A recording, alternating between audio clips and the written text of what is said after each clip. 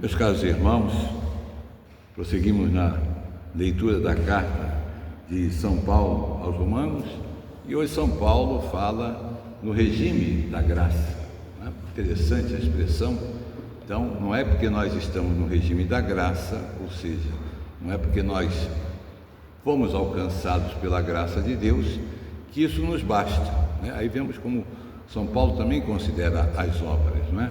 Então, vamos pecar por causa disso? Estamos na graça de Deus, somos escolhidos por Deus, pronto. Não, ao contrário, né? Se estamos na graça de Deus, devemos corresponder a essa graça, né? Devemos viver segundo a essa graça, ou seja, cumprindo a vontade de Deus. E essa vontade de Deus aparece no Evangelho quando Jesus volta a falar dessa vigilância, né? Dos empregados que estão ali presentes na casa, cuidando da casa, enquanto o Senhor está ausente. Isso pode se aplicar à vida de cada um de nós, né? O Senhor nos confiou a nossa vida, confiou os dons que nós temos, o que estamos fazendo dele, né? Estamos vivendo como se tivéssemos que nos apresentar hoje a Deus? Estamos vivendo como se Ele chegasse hoje? Ou estamos pensando como Jesus diz aqui no Evangelho, está demorando muito a chegar, então começa a beber, a embriagar-se, curtir a vida. E aí o Senhor chega na hora inesperada. E Jesus fala palavras fortes, não é? Ele vai partir esse empregado ao meio e vai fazer participar da sorte dos infiéis. Então por quê? Porque não cumpriu a vontade de Deus. Então, todo mundo fala de liberdade, entendendo mal a liberdade, né? A liberdade nos é dada para que possamos escolher entre o bem e o mal.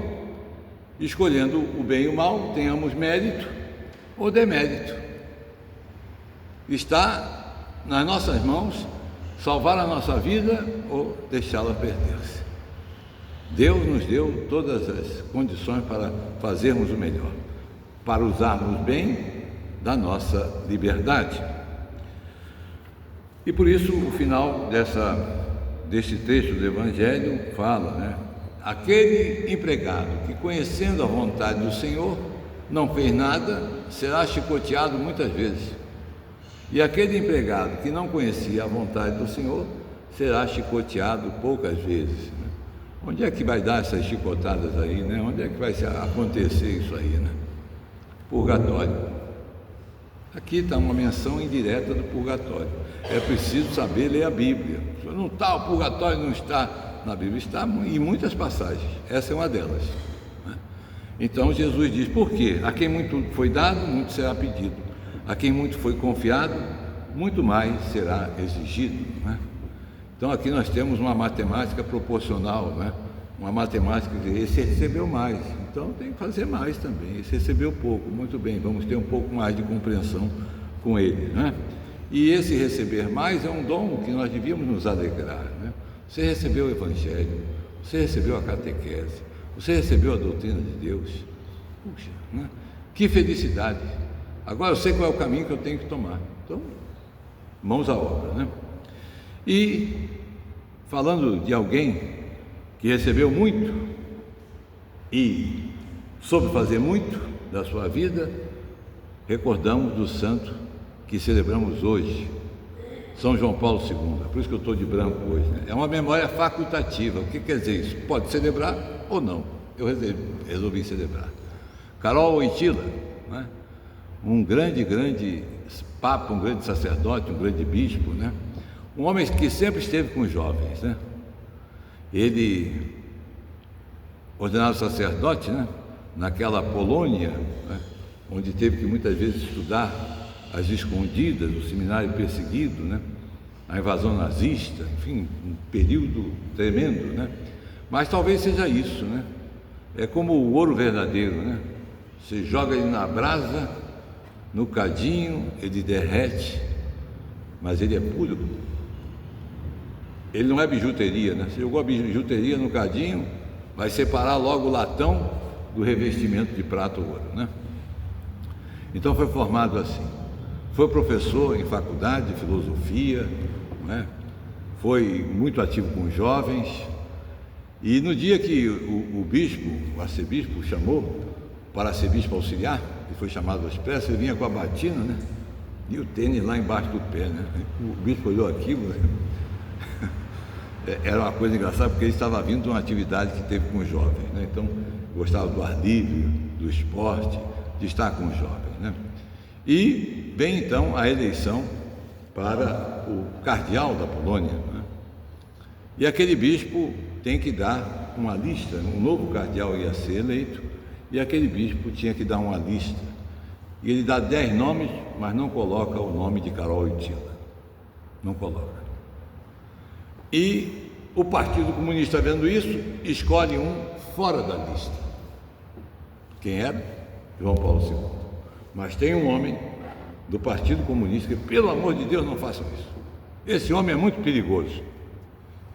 E, não, você não entende nada, é jovem, está com jovem, não tem problema nenhum. E ele desce para o outro andar e encosta lá o bispo na parede. Você sabia que nós não íamos escolher nenhum dos 10 que você colocasse na lista. Por isso você deixou o nome dele fora. E foi isso mesmo. O arcebispo foi muito esperto. Ele queria o João Paulo II, mas se ele botasse na lista, estava queimado. Você veja o que é a história. E aí mais tarde, João Paulo II vai a Roma, ele que chegou a participar do Concílio Vaticano II, né? Vai a Roma porque morreu o Papa, deve haver eleição, né? Conta-se quando ele ia chegando, né? Lá no Vaticano, disse ao secretário: tenho muito medo de entrar aí, né? Ele ia entrar e ia ficar, né? Não tinha jeito, né? E aí foi um grande Papa, né? Eleito em 1978, já no dia da eleição, ele falando, né? E ainda com algum defeito na língua italiana, ele diz aos italianos: essa vossa língua, essa nossa língua, né? E já se sentia assim um diálogo muito fácil com o povo. Fez muitos documentos, né? Já no começo, começa falando do sofrimento humano, né? Ali ele ataca a eutanásia, por exemplo, o valor do sofrimento humano. Fez uma encíclica sobre filosofia e teologia, Fides et Ratio, extraordinária, né? Ele que falava, abrir as portas ao Redentor, né? Antes, escancarai, não é? Quer dizer, devemos ter uma abertura completa a Deus. São muitos documentos que no seu período foram feitos, né? Sobre a Eucaristia, sobre tudo, né? Visitou 129 países, né? Por isso foi dito o Papa peregrino, né? E de fato foi, né? E onde passava, a igreja crescia, os seminários enchiam, né? Uma coisa extraordinária. Esteve aqui no Brasil algumas vezes, né? Na primeira visita dele, em 1980, eu estava lá naquele coral, né? Que foi composto de jovens, né? E ele subia ali aquela escadaria do aterro do Flamengo, né? E havia toda uma decoração de plantas, de flores, né? Então ele ia subindo, a gente já não via mais ele. Daqui a pouco ele se mete no meio daquelas plantas todas e aparece de frente do coral, né? E a garotada gritava e a gente dizia: canta, canta. Tinha que cantar, estava tendo uma música, né? E foi uma grande missa, e ele passou pelo Brasil, uma grande visita em muitas e muitas cidades do Brasil, né? E assim pelo mundo afora, não é?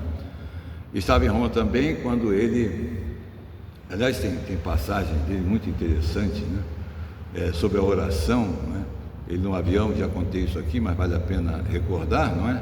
Ele no avião, rezando o breviário, e tinham que falar com ele de qualquer maneira. Tinham recebido uma notificação importante, mandaram o secretário até ele para pedir. Ele estava com o breviário nas mãos, e o secretário pedia para falar com ele, ele não ouviu, não parou de rezar. Aí voltou.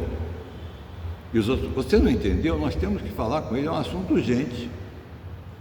Aí o secretário voltou lá, no João Paulo II: senhor Papa, precisamos falar, é um assunto muito urgente. É muito urgente? Muito urgente, senhor Papa.